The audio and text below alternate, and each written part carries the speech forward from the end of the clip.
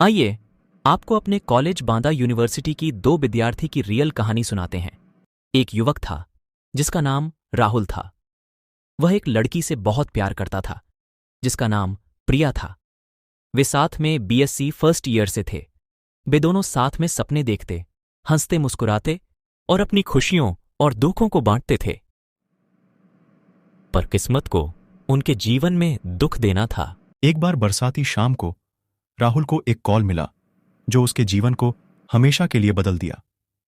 वह कॉल प्रिया के एक घातक दुर्घटना की खबर थी।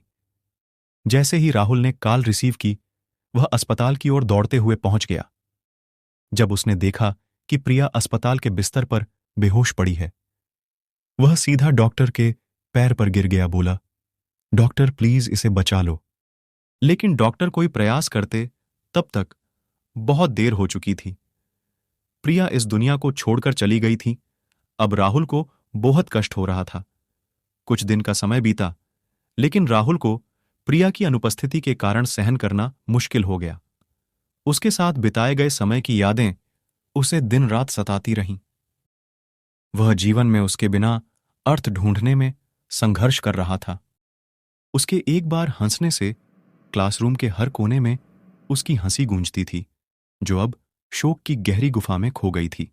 समय बीता, पर राहुल को आगे बढ़ने में मुश्किल हो रहा था, जो प्रिया के अभाव में उसे पकड़ा हुआ रखता था। बहुत कोशिश करने के बावजूद भी राहुल उस खालीपन को नहीं भूल पा रहा था, जो कि उसे अंदर से खोखला कर रहा था। वर्षों बीत गए, पर राहुल गुजरे हुए कल में फंसा रह गया, अपने खोए हुए प्यार को छोड़ने का प्रयास किए बिना। वह अक्सर प्रिया की कब्र पर जाता था, उसके मौन कब्र के सामने अपना दिल बहलाया करता था। उसके चारों ओर की दुनिया आगे बढ़ती रही, पर राहुल समय की बर्फीली सर्दी में फंसा रह गया, जो भूले नहीं जाने वाली यादों के बोझ के साथ उसे डालता रहा। अंत में राहुल ने समझा कि कुछ घाव कभी भी पूरी तरह से नहीं भरते।